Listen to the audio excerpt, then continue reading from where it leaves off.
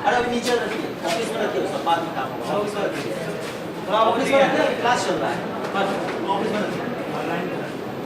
चलिए आप लोग को माइक्रोवेव पढ़ना है, माइक्रोवेव में ट्रांसमिशन लाइन पढ़ना है, वेवगाइड पढ़ना है। उस तरह से है कि जैसे कि आप लोग को वर्ड सेंटेंस पढ़ना है, एबीसीडी नहीं पढ़ना है। ये आप लोगों के सिलेबस की खूबसूरती है, ये सेंटेंस सिखाना है, एबीसीडी नहीं सिखाना है, ठीक है। तो हम लोग जो है अब वेवगाइड पढ़ने के लिए आपको अगर EM3 का बेसिक नहीं पता रहेगा तो वेवगाइड कहाँ से सीखिएगा। तो पहले हम लोग देख लेते हैं बेसिक्स।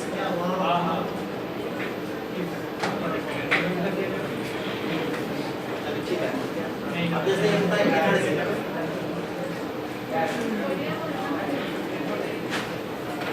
एनर्जी होता है ना, ये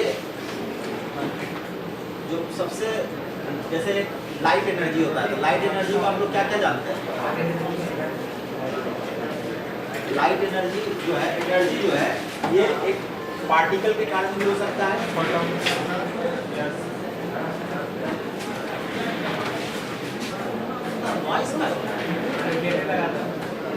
और ये एनर्जी वेव के कारण भी हो सकता है। इस तरह से हम लोग कहते हैं ना कि लाइट क्या क्या होता है, डुअल नेचर होता है, लाइट पार्टिकल। तो जो वेव है उसको हम दो भाग में बोल रहे हैं, EM वेव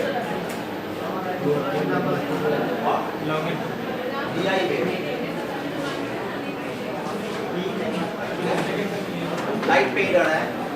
तो अब देखिए ये जो EM वेव है और VI वेव है, तो ये जो EM वेव है ये बेसिक से इलेक्ट्रोमैग्नेटिक फ्लूइड का, और जो VI वेव है इससे हम लोग ट्रांसमिशन लाइन पढ़ेंगे, ठीक है। और इसी को फिर ये दोनों को मिलाकर आगे वेवगाइड में स्पेशल केस करके ट्रांसमिशन लाइन जो होता है उसी में स्पेशल केस करके हम लोग वेवगाइड को पढ़ेंगे, ठीक है। अब ये पार्टिकल है, तो पार्टिकल जो है वो दो तरीके से हो सकता है, या तो वो मास होगा, पार्टिकल का मास होगा, या पार्टिकल का चार्ज होगा, यही ना होगा, या तो मास होगा या चार्ज होगा, तभी वो पार्टिकल कहलाएगा। अब ये जो मास है इसके कारण कौन कौन सा एनर्जी होगा, मास के कारण कौन कौन सा एनर्जी होता है, या तो इसका पोटेंशियल एनर्जी होगा या काइनेटिक एनर्जी होगा, हाफ mv स्क्वायर और mgh होगा मास के कारण। अगर इसमें चार्ज है, क्या बात है बाबू, अरे बेवकूफ हो यार, यहाँ चल भाग ऐसे घुस जाता है, ऐसे ही क्लास चल रहा है।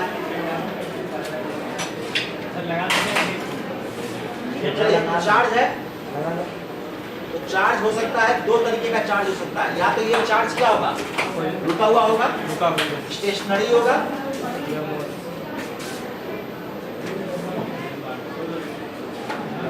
या तो ये चार्ज मूविंग होगा।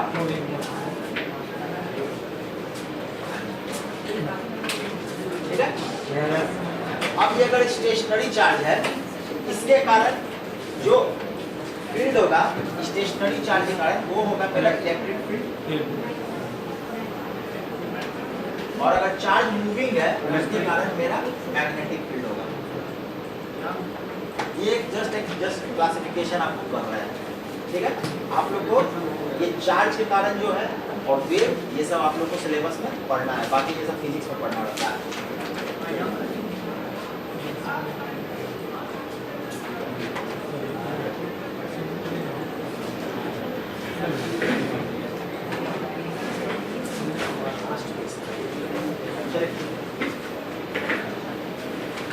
ठीक है, अब इलेक्ट्रिक फील्ड हम क्या बोलते हैं, इलेक्ट्रिक फील्ड किसके कारण हुआ, चार्ज के कारण हुआ, ठीक है। चार्ज अराउंड अस, यानी चार्ज जो है ये क्या है, काउज है इलेक्ट्रिक फील्ड होने का, ठीक है। उसी तरीके से मूविंग चार्ज जो है मैग्नेटिक फील्ड होने का काउज हो जाएगा, ठीक है। अब इसका समरी देखते हैं। अगर चार्ज है, ठीक है,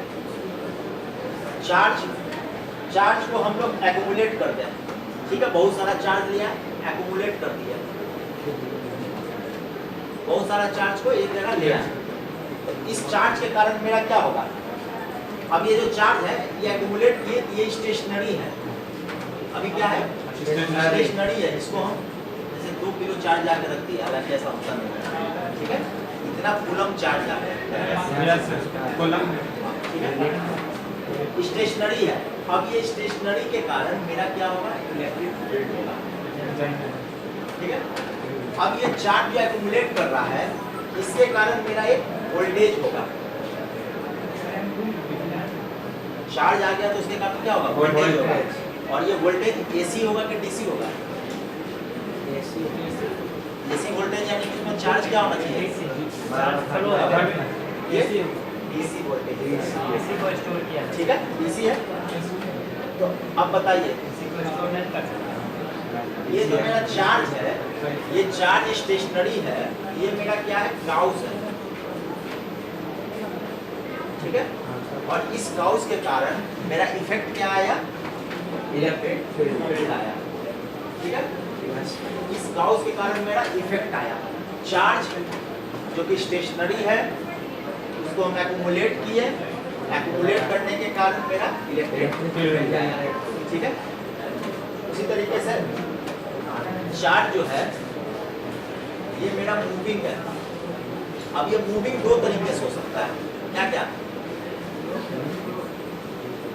मूविंग जो है 2 तरीके से हो सकता है, या तो ये कांस्टेंट एक्सेलरेशन से मूव करे या कांस्टेंट वेलोसिटी से मूव करे। तो देखिए अगर इसका ये कांस्टेंट वेलोसिटी है, कांस्टेंट वेलोसिटी कहने का मतलब इसका एक्सेलरेशन 0 है, हाँ ये है कांस्टेंट वेलोसिटी, यानी कि चेंज इन वेलोसिटी 0 है। इसके कारण सिर्फ और सिर्फ एक एच फील्ड आएगा,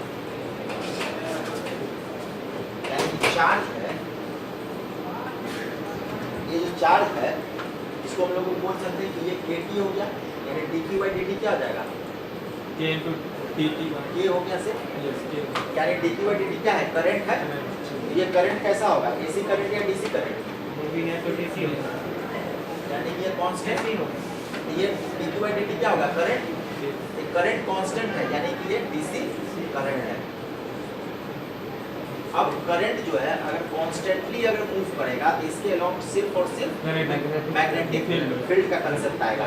तो काउस मेरा क्या हो गया, मेरा काउस है, चार्ज को हम कांस्टेंट वेलोसिटी से मूव करा रहे थे, ये मेरा काउस है, ठीक है। जैसे कि ये मेरा काउस है, यहाँ पे काउस क्या है, चार्ज को स्टेशनरी एक्यूमुलेट कर रहा है, और यहाँ पे मूव करा रहे हैं विद कांस्टेंट वेलोसिटी। इसके कारण मेरा इफेक्ट क्या आया, मैग्नेटिक फील्ड आया। अब तीसरा कंडीशन क्या हो सकता है, तीसरा कंडीशन हो सकता है कि मेरा जो चार्ज जो है वो ये जो चार्ज है ये मेरा मूव करेगा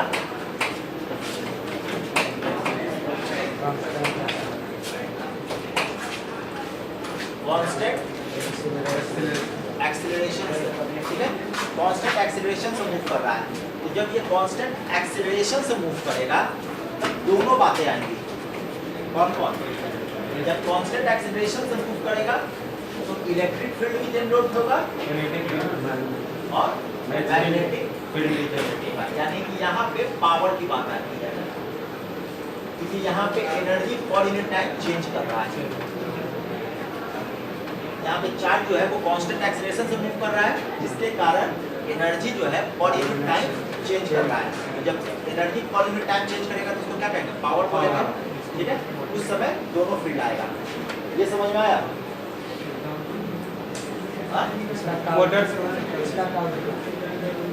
काउस है इसका ये मूविंग विद कांस्टेंट एक्सीलरेशन, और इसका इफेक्ट क्या आया, दोनों फील्ड आ गया। यानी कि अगर एक वायर में, अगर ये वायर है इसमें अगर करंट जो है वो अगर कांस्टेंट है तो सिर्फ और सिर्फ इसके अलॉट क्या होगा, मैग्नेटिक फील्ड होगा। लेकिन अगर इस वायर में करंट जो है अगर ये चेंज कर रहा है तो इसके कारण दोनों फील्ड आएगा, समझ में आया, ठीक है। तो ये चार्ज का 3 तरीके से देख सकते हैं। चार्ज नहीं मूव किया तो कांस्टेंट वेलोसिटी से मूव किया या कांस्टेंट एक्सेलरेशन से मूव किया। ये 3 पार्ट आ गया। अब देखिए इसी चीज को हम लोग थोड़ा सा वेक्टर में देख लेते हैं। वेक्टर में इसको क्या क्या बोला जाता है? एक बात होती है इंटेंसिटी की, मतलब जो स्ट्रेंथ नाप रहे हैं वेक्टर में स्ट्रेंथ को देता है, ठीक है, स्ट्रेंथ। अब स्ट्रेंथ जब देखेंगे इलेक्ट्रिक फील्ड को 2 तरीके से डिफाइन करते हैं, E और D से। कहीं आपको E दिखेगा, कहीं D दिखेगा, और मैग्नेटिक फील्ड को H और D से, ठीक है। Yes. ये इंटेंसिटी और डेंसिटी की बात हो रही है इसमें, ठीक है। तो यही हम स्ट्रेंथ को कह रहा है, यानी कि फील्ड इंटेंसिटी और फ्लक्स डेंसिटी। या तो इसको फील्ड इंटेंसिटी के फॉर्म में इसको डिफाइन करेंगे या फ्लक्स डेंसिटी के फॉर्म में, ठीक है। अगर फील्ड इंटेंसिटी करते हैं, ये जो E है,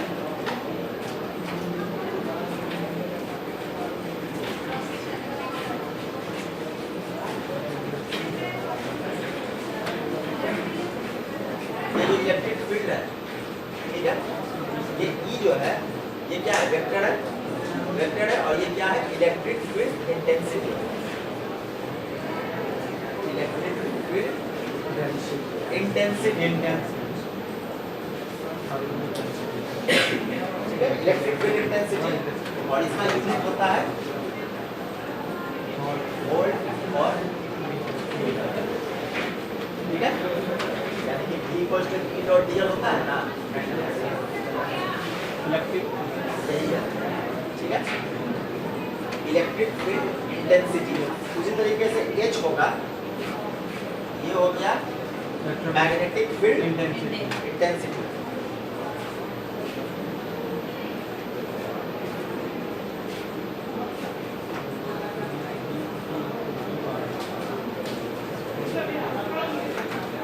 इसका यूनिट क्या हो जाएगा? Ampere per metre. इसका यूनिट हो जाएगा एम्पियर पर मीटर। जैसे कि ऐसे करते हैं ना, H डॉट dl आता है ना, ये कौन सा लॉ है? एम्पियर्स लॉ, ठीक है। उसी तरीके से ये दोनों हुआ इंटेंसिटी, ये दोनों क्या हुआ? इंटेंसिटी। इंटेंसिटी पर यूनिट मीटर में डिफाइन करते हैं, पर यूनिट मीटर इंटेंसिटी को, ठीक है। अब आता है डेंसिटी। जब डेंसिटी की बात करेंगे तो यहाँ पे आ जाएगा इलेक्ट्रिक फील्ड।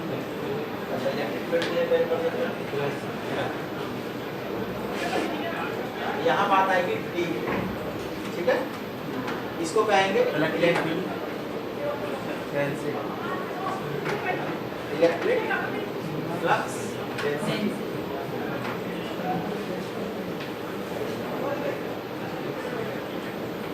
ठीक है। ये डेंसिटी हो गया D, है इलेक्ट्रिक फील्ड का ही, उसके कारण इसको फ्लक्स डेंसिटी है D। और इसका जो यूनिट होगा ये होगा कूलम्ब्स मीटर स्क्वायर। जहाँ पे फ्लक्स की बात आए ना, फ्लक्स जो क्वांटिटी है, अगर इलेक्ट्रिक फ्लक्स है तो इलेक्ट्रिक, मैग्नेटिक है तो मैग्नेटिक, इसको इसका एरिया से मल्टीप्लाई कर देते हैं, ठीक है, इंटीग्रेट करते हैं। यानी कि जो भी क्वांटिटी हुआ, यानी कि यहाँ पे क्वांटिटी इनटू एरिया, इसको कहेंगे फ्लक्स, ठीक है। जो भी क्वांटिटी हो, इलेक्ट्रिक फील्ड हो, मैग्नेटिक फील्ड हो, तो फ्लक्स का मतलब इतना ही होता है। आप लोग को यही सोचना होगा, ठीक है। अब नेक्स्ट आता है इसमें B, ये क्या है? Magnetic flux density.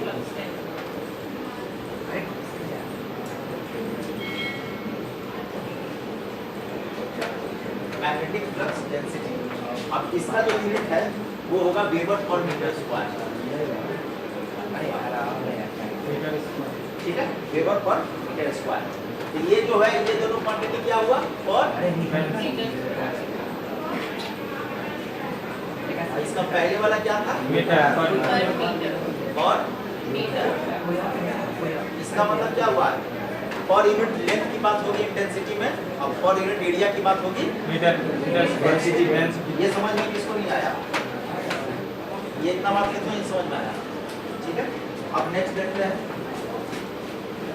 अब जो है इसमें दो चीजें पढ़नी है, एक परमिटिविटी और एक परमिएबिलिटी।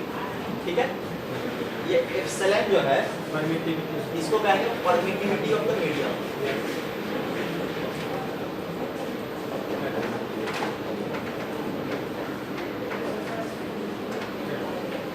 जैसा कि इसका नाम ही सजेस्ट कर रहा है, परमिटिविटी यानी कितना परमिट कर रहा है।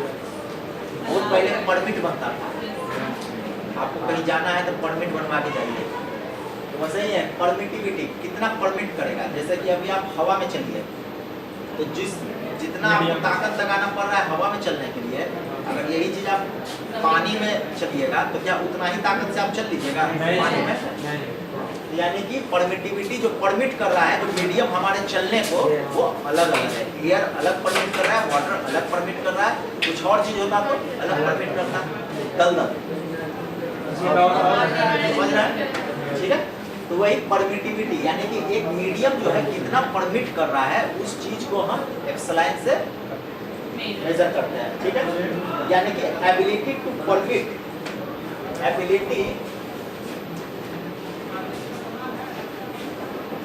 ability to permit electric field का intact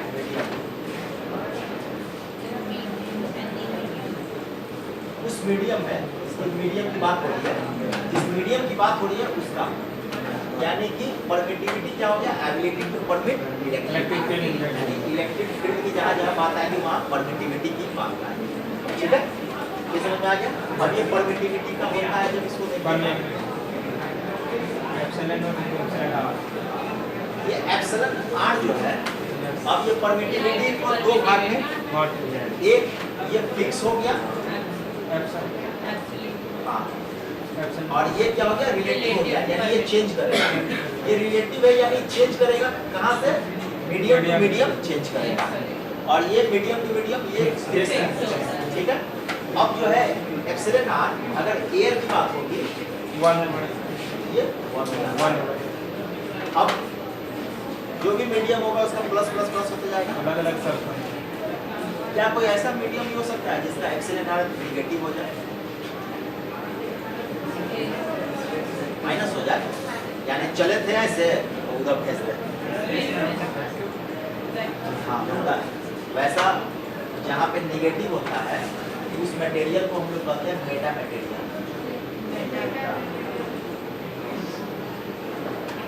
मेटा मटेरियल, उस मटेरियल में एप्सिलॉन आर मेरा नेगेटिव होता है। अब जैसे देखिए, एक होता है राइट विंग, एक होता है लेफ्ट विंग, होता है ना। लेफ्ट विंग अलग बात करता है, जो कि एकदम ऑर्डिनरी से अलग बात है। वो लोग कहता है कि मजदूर को ही मालिक बना दो, है ना, लेफ्ट विंग। उसी तरीके से इसको लेफ्ट मटेरियल भी कहा जाता है, समझ गया।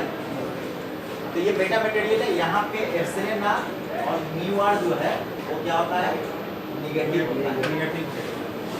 ठीक है, अब हम लोग का एप्सिलॉन आर का वैल्यू फिक्स होता है। अब इसका वैल्यू एप्सिलॉन नॉट का, एप्सिलॉन नॉट का वैल्यू 8.854 15 क्या 6 इसी को मल्टी 8.85, ये इसका वैल्यू हुआ 8.85 माइनस 12, और इसका यूनिट जो आएगा वो होगा फैरेड और ये इसका एप्सिलॉन नॉट। ये आपको याद रखना है, ठीक है। अब ये परमिटिविटी का चर्चा हो गया, ठीक है। अब जैसे कैपेसिटर है, कैपेसिटर का फॉर्मूला क्या होता है, C इक्वल्स टू डी, ये ना होता है, आप लोग पढ़े होंगे, C equals to epsilon not by D. Permeability बता रहे एप्सिलॉन नॉट यहाँ पे C जो है कैपेसिटर है, कैपेसिटर का एरिया जो अगर पैरेलल प्लेट कैपेसिटर है, ये जो का एरिया और ये दोनों का डिस्टेंस प्लस एप्सिलॉन क्या है, मीडियम इसके बीच का मीडियम। मीडियम दोनों के बीच में क्या मीडियम है, ये एप्सिलॉन है।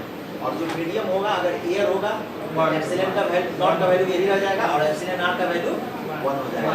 और करके सी का वैल्यू हम लोग ये हो गया परमिटिविटी। एक होता है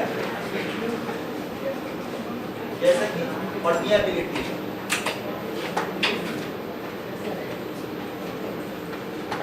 परमिएबिलिटी ऑफ इलेक्ट्रोमैग्नेटिक अब ये जो है ये with respect to H field होता है, यानी कि ability to permit H field, यानी कि magnetic field in that medium.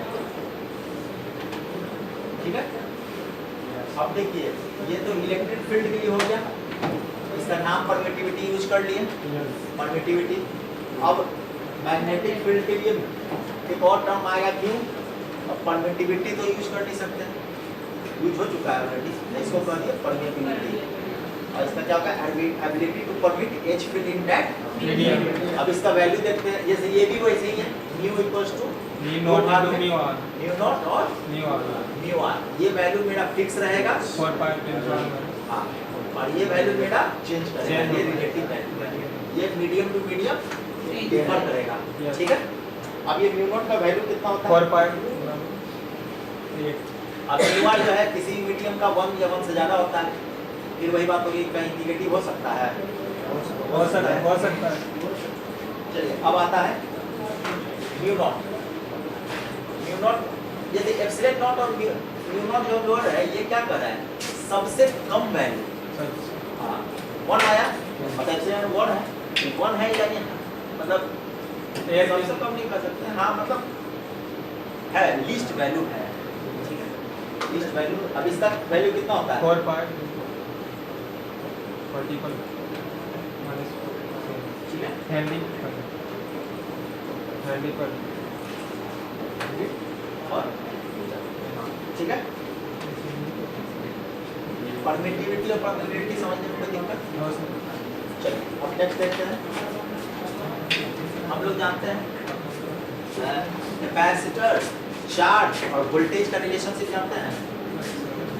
Capacitor देखिए C बराबर क्या होता है Q बाय ठीक है, ये कैपेसिटर का बेसिक है Q बाय। अब इसको जो है ऐसे लिख सकते हैं Q बराबर CV। इसका Q का यूनिट क्या होता है कूलम, C का यूनिट फैराड और V का यूनिट वोल्टेज। कितना है अब इसको सबको ये कर दीजिए, इसको मीटर से डिवाइड कर दीजिए, इसको मीटर से डिवाइड कर दीजिए, इसको कितना से डिवाइड करना होगा, करना होगा करना होगा। अब बताइए कूलम्स पर मीटर स्क्वायर बराबर हम क्या बोलते हैं, कूलम पर मीटर स्क्वायर याद कीजिए, फील्ड डेंसिटी, इसको क्या बोलते हैं, इलेक्ट्रिक फील्ड डेंसिटी। इसको क्या कर देंगे, फैराड पर मीटर को भी हम क्या बोलते हैं, बोलते हैं ना, और वोल्ट पर मीटर को क्या बोलते हैं,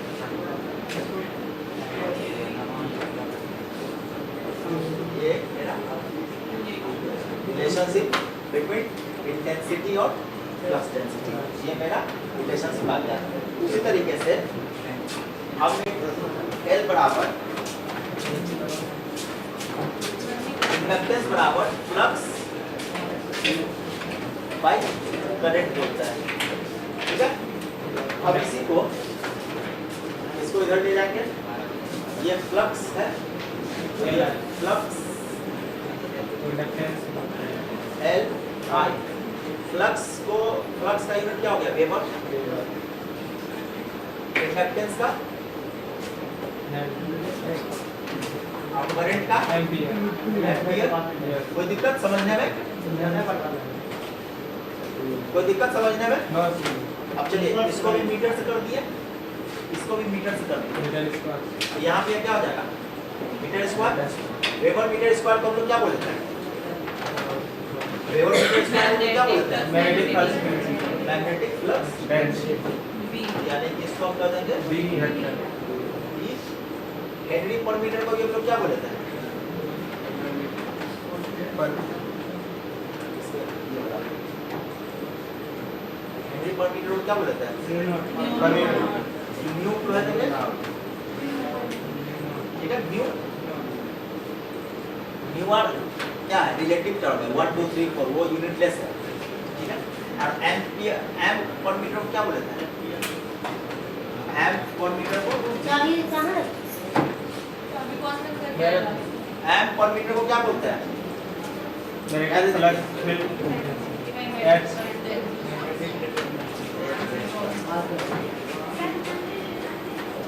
ठीक है? ये मेरा आ गया। अब ये रिलेशनशिप आ गया मेरा इंटेंसिटी और डेंसिटी के बीच में। इंटेंसिटी और डेंसिटी के बीच में मेरा क्या? फ्लक्स डेंसिटी जो था, फ्लक्स डेंसिटी इक्वल्स टू जो भी permittivity into intensity, permittivity into या परमेबिलिटी इनटू इंटेंसिटी। यही ना आया? यही ना आया दोनों केस में? यहाँ पे क्या है? B बराबर म्यू एच और वहाँ पे क्या आया था? D बराबर एप्सिलॉन E। ये समझ में आ गया ना? ये परमिटिविटी होगा या तो ये परमिटिविटी होगा यानी कि कैसे बोल सकते हैं इसको? या तो ये परमिटिविटी होगा या परमेबिलिटी होगा, यही ना होगा? Into intensity. ये आपको क्या दे देगा? Flux density. ठीक है? ये इतना बात कितना समझ में आया? ये सब बेसिक्स है। अब चलिए नेक्स्ट बढ़ते हैं आगे। अब आप लोग को हाँ अब जैसे आप लोग को लिखा रहेगा Q, तो इसको हम लोग क्या मानेंगे? Point charge. सिर्फ Q लिखा रहेगा तो इसको पॉइंट चार्ज। अब लिखा रहेगा आपको ऐसा L लिखा हुआ है, इस पे लाइन चार्ज यानी कि चार्ज अलॉन्ग और ठीक है? इसका मतलब है पॉइंट चार्ज ये वाला, ठीक है? अब इसका मतलब है लाइन चार्ज यानी कि ये चार्ज जो है पूरा का पूरा लेंथ पर है, पूरा का पूरा लेंथ पर ये चार्ज है। अगर प्लस है तो पूरा लेंथ पर है और अगर माइनस है तो पूरा लेंथ पर है, ये लाइन चार्ज। अब अगर रो एस यूज होता है तो इसको कहते हैं हम लोग सरफेस चार्ज। इसको कहते हैं यानी कि एक पूरा का पूरा सरफेस पे, पूरा सरफेस पे आ गया, यानी कि सरफेस चार्ज में यहाँ पर ये लाइन चार्ज में पर यूनिट मीटर की बात होगी, पर यूनिट मीटर स्क्वायर की बात होगी। अगर यहाँ रो एल रो भी आ गया तो इसका मतलब क्या है? वॉल्यूम चार्ज, यानी कि पूरा का पूरा ये जो वॉल्यूम है स्फीयर है चारों हाँ यहाँ पर यूनिट मीटर क्यूब की बात होगी। ये समझ में आया? ठीक है? रो एस रो है रो बी, ये हो गया volume charge, surface charge, line charge, point charge. ठीक है? अगर इसमें यही चीज को लिखते हैं ये क्या हो जाएगा? कूलम और मीटर क्यूब। इसमें क्या लिखेंगे? कूलम। इसमें क्या लिखेंगे? इसमें सिर्फ कूलम हो गया। ये समझ में आ गया?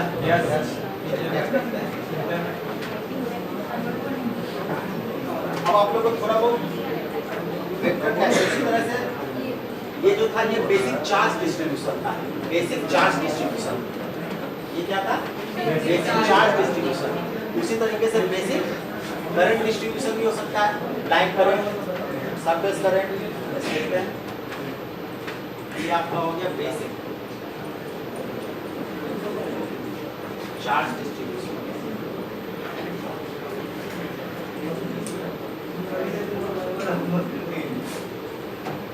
अब हम लोग देखते हैं बेसिक करंट डिस्ट्रीब्यूशन।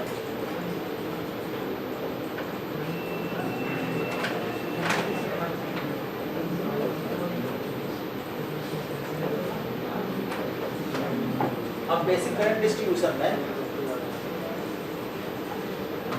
करंट को हमेशा सिर्फ एक नहीं दिया जाता है। जैसे कि फोर्स की बात आप लोग करते हैं ना, कूलम्ब्स लॉ। कूलम्ब्स लॉ में क्या कहता है, दो चार्ज के बीच में Q1 Q2 के बीच में जो डिस्टेंस है और जो उसका स्ट्रेंथ है उसी से ना रिलेट कहते हैं। लेकिन जब करंट का बात आता है, जब मैग्नेटिज्म की बात होगी तो सिर्फ करंट नहीं लिया जाता है, उसमें आइडियल का कंसेप्ट होता है, यानी करंट एलिमेंट। करंट एलिमेंट यानी कि जो करंट चल रहा है वो छोटा सा एक एलिमेंट में ये होता है, इसका कंसेप्ट होता है। समझ में आया? ठीक है, यानी कि इसमें आइडियल। अब यही चीज आप लोग बायोट-सावर्ट लॉ देखिएगा, जो कि जस्ट लाइक कूलम्ब्स लॉ है। बायोट-सावर्ट लॉ देखिएगा तो वहाँ आइडियल का कंसेप्ट आएगा, वहाँ पे magnetic field due to this पकड़ेगा। समझ में आ रहा है? देखिएगा अब इसमें आइडियल, इसमें क्या होगा, ये हो गया पॉइंट करंट। ये डीएल कितना छोटा लेते हैं पता है ना? ये जो हम लोग लेते हैं, जो आप लोग लिमिट लगाते हैं या कंटिन्यू जो भी लेते हैं हम लोग कंटिन्यूटी में जो लेंथ लेते हैं डीएल, वो डीएल कितना छोटा है, वो इतना छोटा है। जैसे ये 1 है ना, 1 के बाद जस्ट जो पॉइंट है वो आप बता सकते हैं। आप बोलिए नहीं सर होता तो है 1.0000000 समझ जाइए, ये जो माना गया ये तो है, ये ना कहिएगा। ये बोला नहीं सर इसमें और 5 0 लगाइए ना, ये है तो कहेगा नहीं सर हम यहाँ से 0 लगाते हुए चल जाएंगे अपने घर। घर जाके फिर आपका कॉलेज आ जाएंगे या कब 1 लगाएंगे, तो कहेगा वो घर जाएगा, हम दिल्ली जाके आ जाएंगे 0 लगाते हुए, तब भी वो मिलेगा पॉइंट नहीं सर। अब दूसरा कोई कहेगा नहीं सर हम जा रहे हैं चंद्रमा का, लिखते हुए चंद्रमा तक जाएंगे फिर आएंगे, अब फिर 1 लिखेंगे, वही तो वैलिड है। यानी कि जस्ट 1 के बाद जो जस्ट पॉइंट है वो पॉइंट हम नहीं बता सकते हैं कौन सा पॉइंट है, और वही पॉइंट को हम लोग डीएल पकड़ते हैं, वही पॉइंट को हम लोग लिमिट में पकड़ते हैं, वही पॉइंट को हम लोग 1 प्लस ऐसे पकड़े थे कभी कंटिन्यूटी में।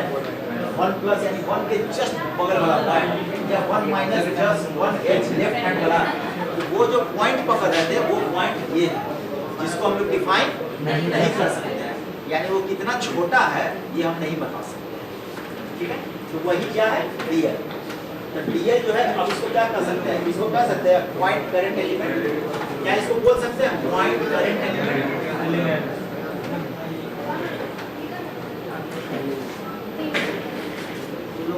पॉइंट करंट एलिमेंट, ठीक है, पॉइंट करंट एलिमेंट, क्योंकि मैग्नेटिक फील्ड करंट के कारण आता है और करंट डिस्ट्रीब्यूशन में कभी भी आई नहीं आता, आइडियल का कंसेप्ट होता है। एंटीना भी आप जब पढ़िएगा, एंटीना का जितना डेरिवेशन भी आएगा उसमें आइडियल पकड़ेगा, कभी भी आई करके कुछ नहीं होता है।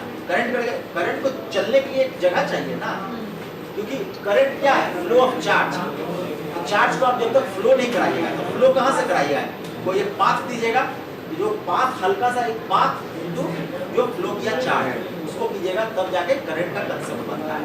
ठीक है, ये हो गया पॉइंट करंट एलिमेंट। अब उसी तरीके से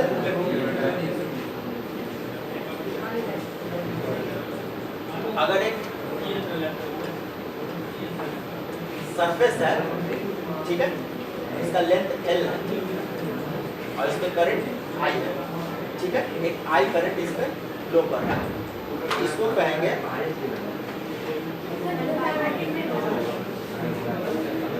करंट पर यूनिट लेंथ। ये जो है ये क्या होगा, ये सरफेस हो गया। अल्लाह का क्या होता है, ये सरफेस का कंसेप्ट दे रहा है। करंट पर यूनिट लेंथ अगर लेते हैं, ये मेरा सरफेस का कंसेप्ट दे रहा है, ठीक है, ये मेरा सरफेस का कंसेप्ट दे रहा है और इसका यूनिट कितना होगा, इसका यूनिट कितना होगा, एम्पियर और मीटर हो गया। इसका यूनिट कितना होगा, एम्पियर पर मीटर लेंथ में है, ठीक है। उसी तरीके से अब सरफेस की बात कर रहे हैं, ठीक है, ये पूरा का पूरा एक सरफेस है, इसमें से करंट आई जा रहा है, ठीक है। यहाँ पे ये जो सरफेस है, यहाँ पे जो करंट आएगा वो उसको इसको हम लोग जे से डिफाइन करते हैं और इसको कहेंगे DI by ampere metre square इसको कहेंगे एम्पियर मीटर स्क्वायर। और ये क्या हो गया, ये पूरा का पूरा सॉलिड सरफेस जो है ये पूरा का पूरा वॉल्यूम से ऊपर जा रहा है, ठीक है, ये सॉलिड सरफेस पर लेके जा रहा है। अब देखिए ये जो है हम लोग को पढ़ना यही है, ये जो होता है इसको कहते हैं करंट डेंसिटी, यही हम लोग को पढ़ना होता है, ठीक है। करंट डेंसिटी, करंट पूरा का पूरा एरिया से होते हुए जा रहा है, करंट डेंसिटी। ये हो गया बेसिक। ये करंट डिस्ट्रीब्यूशन थोड़ा अलग है, चार्ज दिखाई देता है लेकिन करंट थोड़ा अलग हो जाता है। अब नेक्स्ट जो है आप लोग को थोड़ा बहुत मैथमेटिक्स में आप लोग ये सब पढ़े थे, ये डेल ऑपरेटर पढ़े थे नहीं पढ़े थे? डेल ऑपरेटर इसको क्या लगता है, वो भी रहेगा अगर डेल बी है तो यहाँ पे B plus del B Y del Y. अब ये क्या हो गया, ये पार्शियल डिफरेंशिएशन है। पार्शियल मतलब सिर्फ x वैरी कर रहा है और इसके रिस्पेक्ट में y z मेरा क्या है, कांस्टेंट है। ये y वैरी कर रहा है, x और z मेरा कांस्टेंट है। यहाँ पे z वैरी कर रहा है x y, ये हो गया डेल ऑपरेटर। उसी तरह से इसको कहते हैं ग्रेडियंट ऑपरेटर, ग्रेडियंट। उसी तरह से एक होता है डाइवर्जेंस, डाइवर्जेंस तरीके से, और उसी तरीके से एक लेते हैं कर्ल, ठीक है, इसको कहते हैं डाइवर्जेंस, इसको कहते हैं कर्ल। डाइवर्जेंस मतलब फ्लो, किसी भी चीज को जब हम लोग फ्लो से दिखाते हैं, फ्लो किसी चीज का फ्लो हो रहा है, ठीक है। जैसे कि एक चार्ज है उसके आसपास इलेक्ट्रिक फील्ड होगा, तो ये क्या है, निकल रहा है, उस समय हम लोग को कंसेप्ट क्या यूज करना होगा, डाइवर्जेंस। कर्ल का मतलब होता है रोटेशन,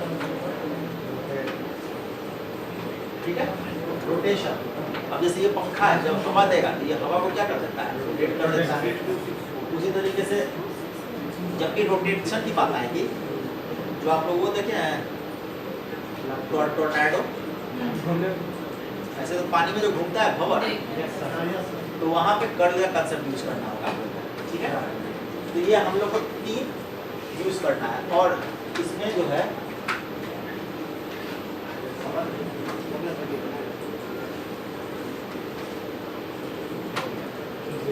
डायरेक्शन यूज करना है, डेल ऑपरेटर। अब जो है ये तो इसमें डायरेक्शन है, ये वेक्टर होगा। डाइवर्जेंस ले लेने से, जैसे वर्क एनर्जी थ्योरम में आप लोग पढ़े थे ना, वर्क डन बराबर क्या होता है, F डॉट डी। ये डिस्प्लेसमेंट है, डिस्टेंस नहीं है, ये भी वेक्टर ये भी वेक्टर, लेकिन वर्क क्या होता है, स्केलर होता है। ये डाइवर्जेंस मेरा, ये जो डाइवर्जेंस दी है इससे लेने से इसका काम क्या हो गया, ये स्केलर हो गया। और ये फिर कर्ल है, क्रॉस प्रोडक्ट, डॉट प्रोडक्ट के कारण स्केलर, क्रॉस प्रोडक्ट के कारण ये वेक्टर, तो वेक्टर की मल्टीप्लिकेशन, ठीक है। अब जो है हम लोग वेक्टर का 2-3 आइडेंटिटी जो याद रखना है, ज़्यादा हम नहीं बताएंगे, बाकी आप लोग का वेक्टर पूरा पढ़ना होगा। डेल क्रॉस डेल है, इसका मतलब है कर्ल ऑफ ग्रेडियंट f, ये होता है 0, ठीक है। उसी तरीके से डाइवर्जेंस ऑफ कर्ल,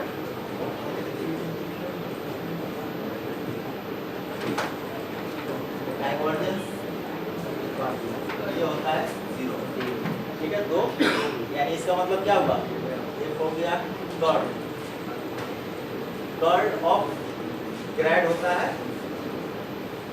0 और divergence of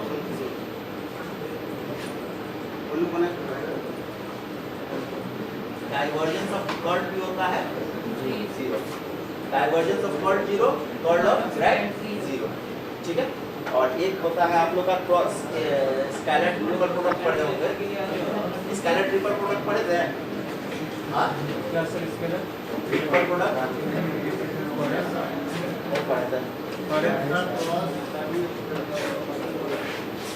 minus back to back A B C, ठीक है।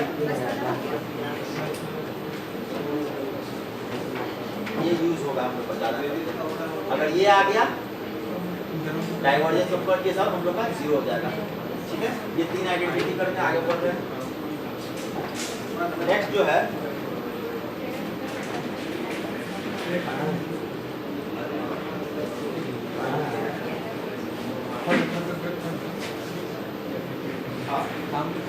एक आता है डाइवर्जेंस थ्योरम, एक होता है स्टोक्स थ्योरम।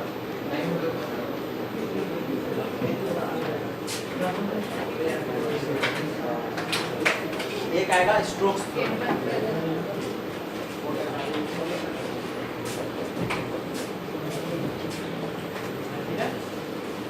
स्टोक्स थ्योरम और डाइवर्जेंस थ्योरम।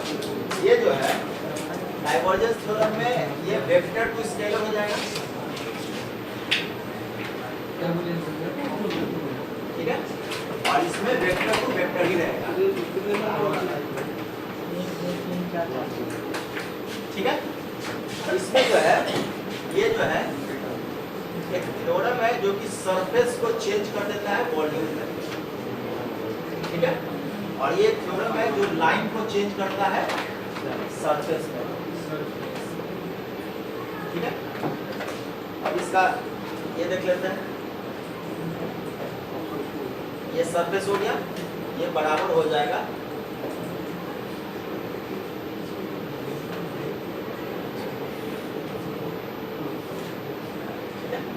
ये सरफेस को किस में चेंज किया, वॉल्यूम में, ठीक है। अब अगर आप लोग को वो याद होगा d dot D S equal to rho B होता है गॉस लॉ, ये बराबर क्या हो जाएगा,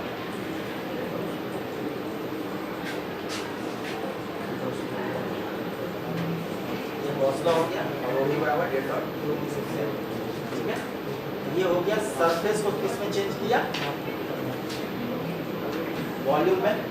और ये क्या किया, डाइवर्जेंस थ्योरम है, डाइवर्जेंस किया। और ये स्ट्रोक्स थ्योरम है, ये क्या करेगा, ठीक है। ये किस में चेंज किया, सरफेस में चेंज किया, लेंथ को सरफेस में ले गया, ठीक है। और ये क्लोज को ओपन कर दिया, ये भी क्लोज को ओपन कर दिया। ये दो थ्योरम आप लोग को पढ़ना है, स्ट्रोक्स थ्योरम और डाइवर्जेंस थ्योरम, ठीक है। अब नेक्स्ट देखते हैं।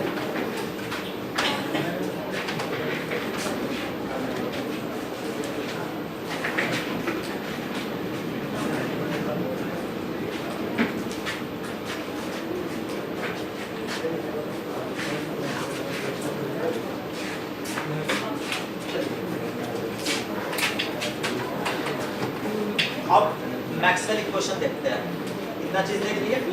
अब मैक्सवेल इक्वेशन देखते हैं, उसी में देख लेंगे ये सब गॉस लॉ और वो सब बाकी जो लॉ है उसी में देख लेंगे। अब मैक्सवेल इक्वेशन जो है,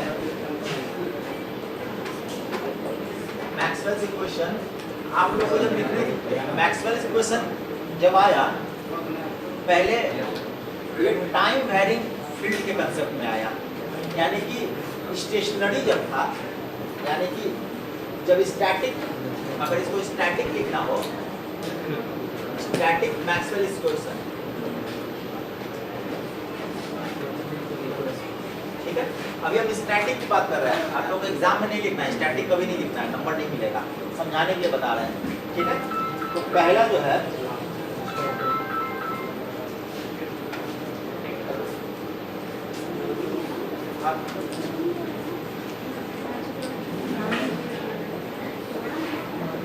इंस्टॉल करेगा तो ना वो सब भेज दिया है, इंस्टॉल करेगा तो कर दो।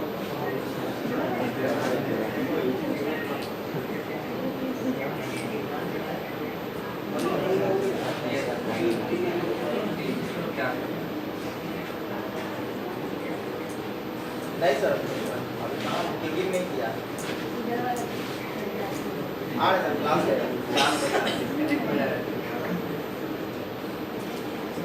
चलिए, अभी स्टैटिक कभी बोलना नहीं है, ठीक है। अगर इंटीग्रल फॉर्म में कहेंगे तो d डॉट ds बराबर क्या होता है, चार्ज, इसी को कहते हैं हम लोग गॉस लॉ, इसको कहते हैं गॉस लॉ, ठीक है ये गॉस लॉ, इसको हम लोग पढ़ रहे हैं मैक्सवेल के अंडर में।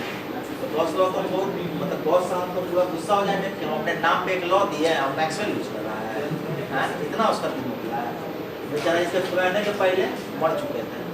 जब ये मैक्सवेल ये सब काम कर रहा था तो गॉस साहब इस दुनिया में नहीं थे तो बातें खत्म हो गया, तो वो अपने उनका क्वेश्चन अपने में डाल लिया, ठीक है। इसी को अगर वाइट फॉर्म में कौन कहेंगे, वाइट फॉर्म में नाम से तो ये देखिए ये सरफेस है,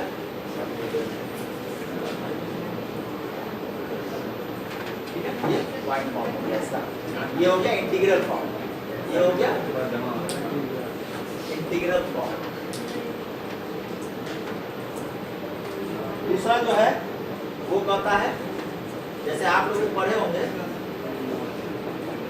कि एक कंजर्वेटिव फील्ड जो होता है, कंजर्वेटिव फील्ड में वर्क डन क्या होता है, जीरो हो जाता है।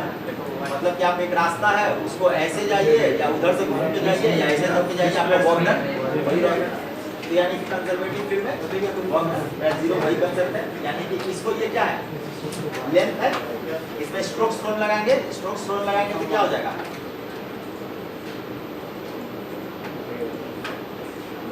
कैसे लिखे कोई दिक्कत, ये क्यों लिखे किसी को दिक्कत, थ्योरम लगा दिए, यहाँ पे डॉट था, सरफेस था, तो हम लोग क्या लगा दिए डाइवर्जेंस, यहाँ पे लेंथ था तो यहाँ पे क्या लगा दिए स्ट्रोक्स। अब तीसरा जो है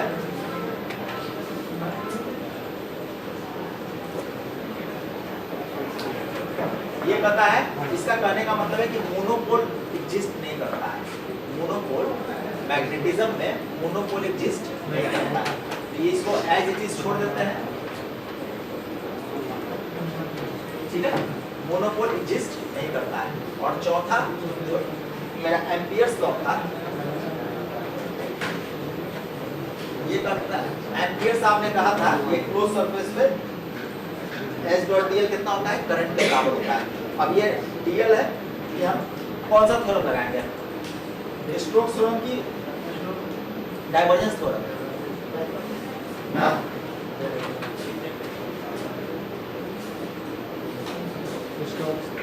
ठीक है। अब यहाँ सरफेस पे आ गए, ये करंट ये क्या हो जाएगा, सरफेस की बात होगी, ये क्या हो जाएगा, यही है ना। अब देखिए ये हो गया एम्पियर्स लॉ, ठीक है। इसमें मोनोपोल का कंसेप्ट है कि मोनोपोल नहीं होता है, तो ये तो सही है, ये दोनों लॉ तो सही रह गया, मोनोपोल नहीं होता है और ये नहीं होता है। लेकिन ये जो है अब ये स्टैटिक के लिए है, मतलब एक ऐसा है कि मान लीजिए एक किसी इंडस्ट्री में गए, वहाँ पे मशीन बंद पड़ा है, तब तो ये इक्वेशन सही है। लेकिन जैसे ही वो मशीन चलने लगेगा टाइम के साथ, मतलब कि टाइम के साथ वो वैरी जब करेगा, इसमें से ये और ये दोनों चेंज कर दिया, ये दोनों चेंज कर दिया। जैसे टाइम वेरिंग का कंसेप्ट आएगा, टाइम वेरिंग मतलब टाइम के साथ इलेक्ट्रिक फील्ड और मैग्नेटिक फील्ड जब चेंज करेगा तो जीरो नहीं होगा, ये जो है जीरो नहीं होगा। तो ये जो टाइम के साथ चेंज किया, यानी कि क्रॉस प्रोडक्ट जो है यहाँ पे ये जीरो नहीं होगा, ये हमको कौन बताए, ये तो स्टैटिक हुआ। अब जैसे ही ये फैराडे लॉ आया, फैराडे लॉ क्या बोला, फैराडे लॉ क्या बोलने लगा कि अगर हम लोग मैग्नेटिक फ्लक्स को चेंज करेंगे, मैग्नेटिक फ्लक्स कहने का मतलब क्या हो गया, फ्लक्स का कहे ना, मैग्नेटिक फ्लक्स हुआ ना, क्वांटिटी इनटू इसका एरिया। अगर मैग्नेटिक फ्लक्स को हम लोग चेंज करेंगे तो इसके कारण हमको ईएमएफ इंड्यूस होगा। या तो आप बी में चेंज कीजिए या ए में चेंज कीजिए या दोनों में चेंज कीजिए, आपको एक ईएमएफ इंड्यूस होगा, ठीक है। यही तो था।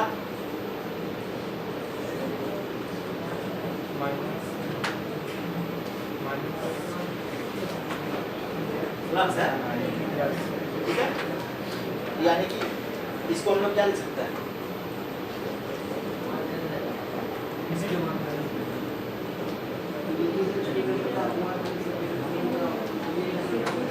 दिक्कत फ्लक्स की जगह ये लिख दिया तो मैग्नेटिक फ्लक्स की जगह कोई दिक्कत। बस अब इसी को यहाँ पे लगा देंगे, ये DL है, यहाँ पे स्ट्रोक्स थ्योरम लगा देते हैं।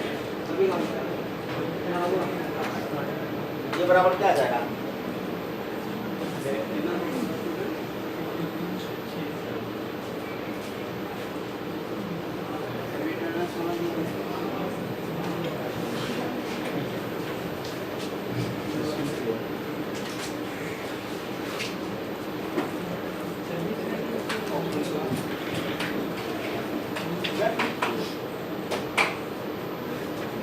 ये यहाँ पे स्ट्रोक्स थ्योरम लगा दिए, और इसको एज इट इज छोड़ दिए। अब ये दोनों तरफ से इंटीग्रेशन हटा देंगे, ds कट जाएगा, यानी यहाँ पे मेरा कितना हो जाएगा?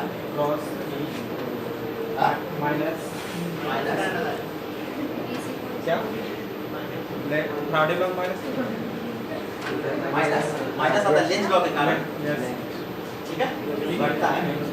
लेंज लॉ का डायरेक्शन देता है ना, ठीक है। अब बताइए, हम लोग लिए थे कि ये क्या लिए थे? ये लिए थे ये 0 होता है, लेकिन जब टाइम वैरिंग का कंसेप्ट आया, टाइम वैरिंग मतलब समझ रहे हैं, समय के साथ वो वैरी कर रहा है।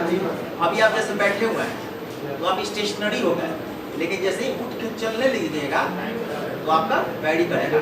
जैसे ही आप चलिएगा, आप खुद देखिएगा कि आपका जो अभी आप जैसे बैठे हुए हैं तो आपका बीपी लेवल, आपका हार्ट लेवल, ये सब खुद देखिएगा तो ये एक रहेगा, और जब चलने लगेगा तो दूसरा हो जाएगा।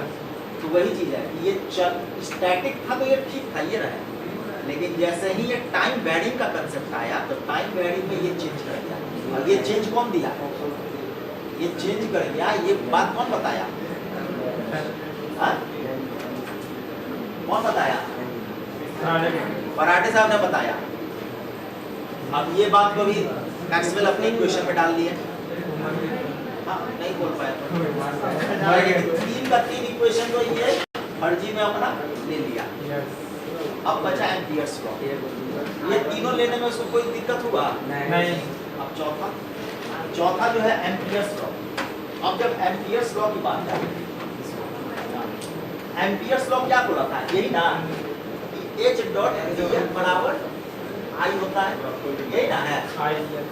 ये इसका कहने का मतलब क्या है? इसका कहने का मतलब क्लोज्ड लूप। क्लोज्ड लूप करने का मतलब है कि कोई चीज यहाँ से चले और फिर यहाँ पे वापस आ जाए। तो अगर क्लोज्ड लूप होगा तो इस लेंथ में करंट फ्लो करेगा। अगर ये क्लोज्ड लूप नहीं है तो करंट मेरा फ्लो नहीं करेगा। ये किसने बताया? एम्पियर साहब ने। तो क्या ये सही है? हाँ? अगर क्लोज लूप नहीं है तो करंट फ्लो करेगा, हाँ? लेकिन एक जगह ये गड़बड़ा जाता है। कब गड़बड़ाता है? कब गड़बड़ाता है? बोलिए, कब गड़बड़ा जाता है?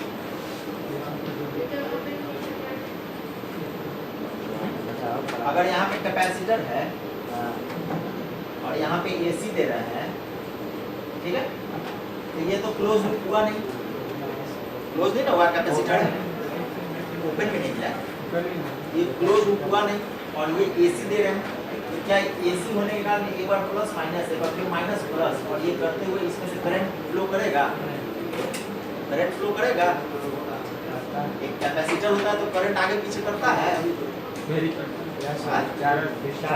ट्रांजिएंट स्टेट पढ़े हैं नेटवर्क में, ट्रांजिएंट स्टेट, उसमें यही ना कंसेप्ट आप लोग पढ़ते हैं। पॉइंट में 0। तो अब देखिए, अब एम्पियर साहब ने कहा था कि उसको क्लोज होना चाहिए, और यहाँ पे क्लोज तो है नहीं, ओपन हो गया।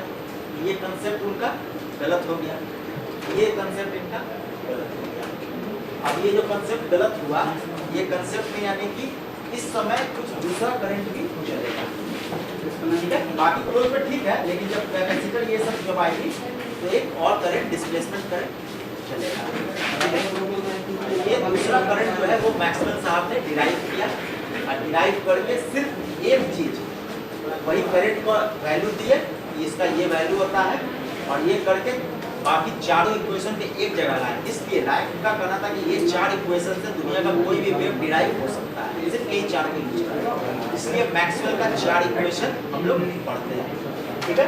मैक्सवेल का हम लोग 4 इक्वेशन पढ़ते हैं, ठीक है।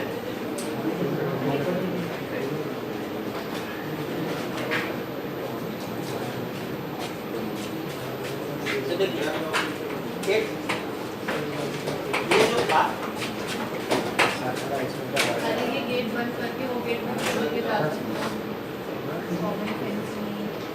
ठीक है, ये कंडक्शन करंट डेंसिटी, ये कंडक्शन करंट डेंसिटी कौन दिया था?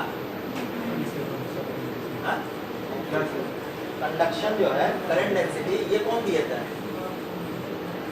ये दिए थे एम्पियर साहब ने। ये जो है ये एम्पियर साहब ने दे दिया था। इन्हीं के रेस्पेक्ट में ना करंट का जो यूनिट है हम लोग एम्पियर लेते हैं, ठीक है। अब ये जो एक्स्ट्रा क्वांटिटी आया इसके कारण कंटिन्यूटी इक्वेशन को उन लोग कंटिन्यूटी इक्वेशन में चार्ज कंटिन्यूटी इक्वेशन को वो डिराइव करके छोटा सा डेरिवेशन है उसके करने के कारण ये आ गया। इसको कहते हैं डिस्प्लेसमेंट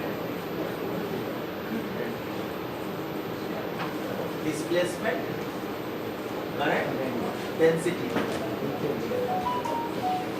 और ये क्यों दिया था? मैक्सवेल साहब ने, ठीक है। तो मैक्सवेल साहब ने ये दिया और बाकी 3 इक्वेशन को एक जगह लाया और चारों इक्वेशन को लिख दिया, ठीक है, एक जगह लिख दिया। और इसी को हम लोग कहते हैं मैक्सवेल इक्वेशन, ठीक है। मैक्सवेल इक्वेशन देखते हैं क्या है। अब हम लोग मैक्सवेल इक्वेशन लिख सकते हैं।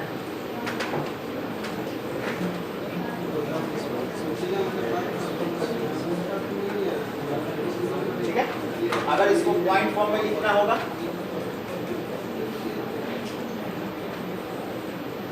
या इसको इंटीग्रल फॉर्म,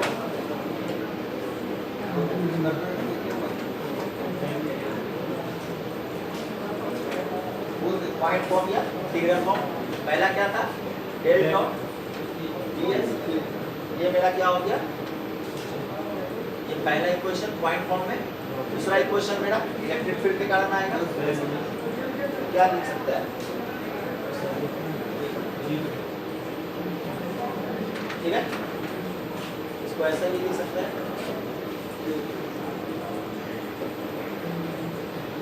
ये JW जो है ना ये डिफरेंशिएशन करने के बाद आता है, ठीक है। तीसरा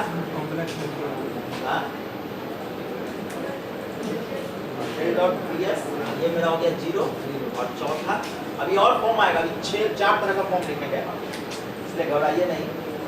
और ये डेल डॉट h, ये क्या लिख देंगे?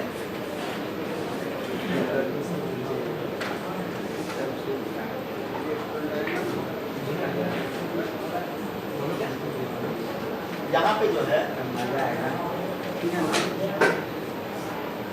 ये जो JD था ये जो JD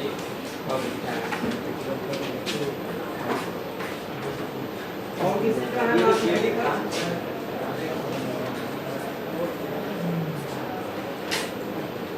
ये है, ठीक है। इसका वैल्यू क्या है? ये है। इसी को हम लोग डिफरेंशिएशन को j ओमेगा से करके यहाँ पे ds लिखते हैं, ठीक है। अब इसका इंटीग्रल फॉर्म लिखते हैं। इंटीग्रल फॉर्म, ये पहला का इंटीग्रल फॉर्म क्या हो जाएगा? d dot ds equals to उल्टा खोल लो। दूसरा जो है इसको क्या लिख देते हैं? h डॉट,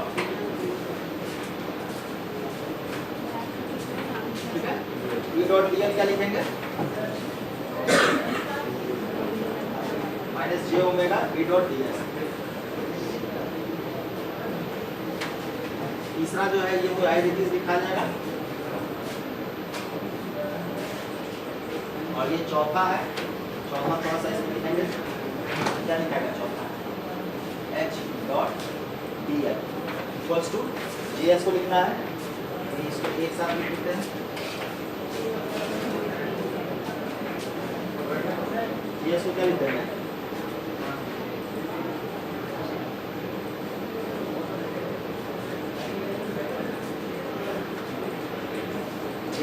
इंटीग्रल फॉर्म, ये हो गया इसका पॉइंट फॉर्म। और दो फॉर्म लिखना है, एक होता है डिफरेंशियल फॉर्म, ठीक है। मैक्सवेल इक्वेशन आएगा एग्जाम में, सब लिखें एकदम। सब लिख दीजिएगा। यस डिफरेंशियल फॉर्म में क्या क्या लिखेंगे? चीट बना के चीट बना के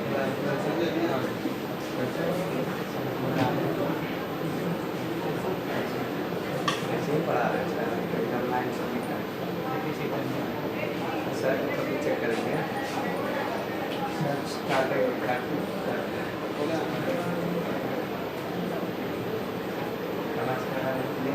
ये जे क्या है? करंट डेंसिटी पढ़ाए थे ना? यस ds वही है जे करंट डेंसिटी है। ठीक है, यहाँ अभी हम लोग लेंथ से स्ट्रोक फ्लो लगा के सरफेस पे आ गए, ये जे आ गया। ये हो गया इसका डिफरेंशियल फॉर्म। ठीक है, अब एक इसका इंटीग्रल फॉर्म हो जाएगा। बस इसी को अभी क्या कहते हैं, यहाँ पे डिफरेंशियल वाला लिख रहा है, जैसे इसके लिए क्या लिख देंगे?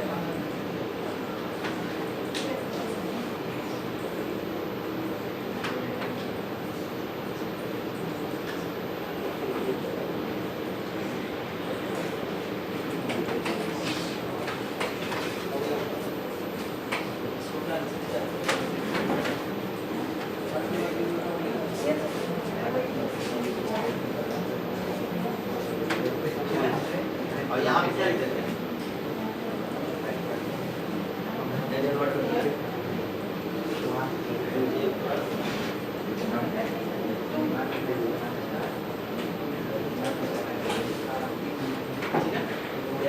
ये इसका इंटीग्रल फॉर्म हो गया।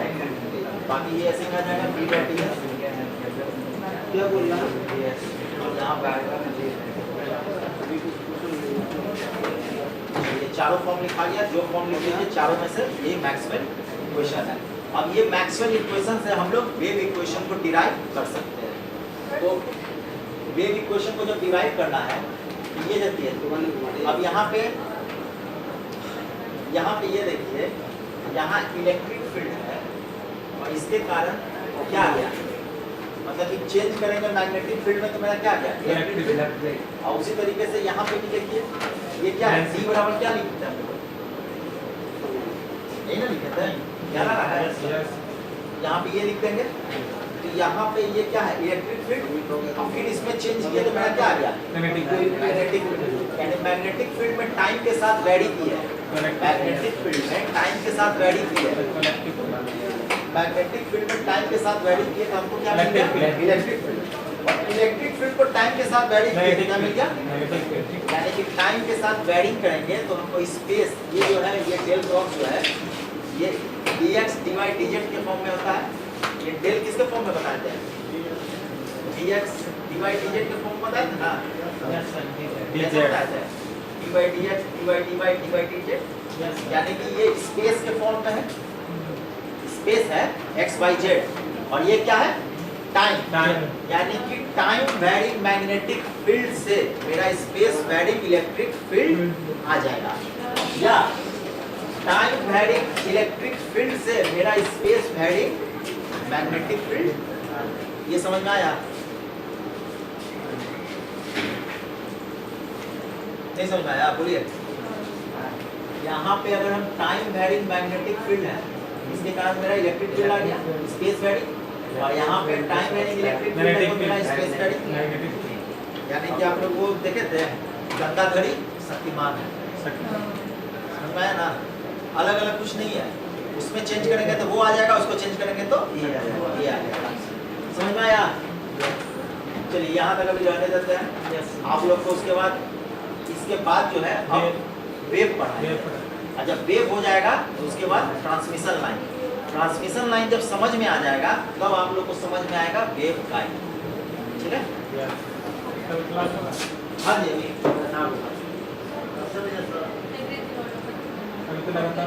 अरे ऐसा सिलेबस नहीं है आप लोग का।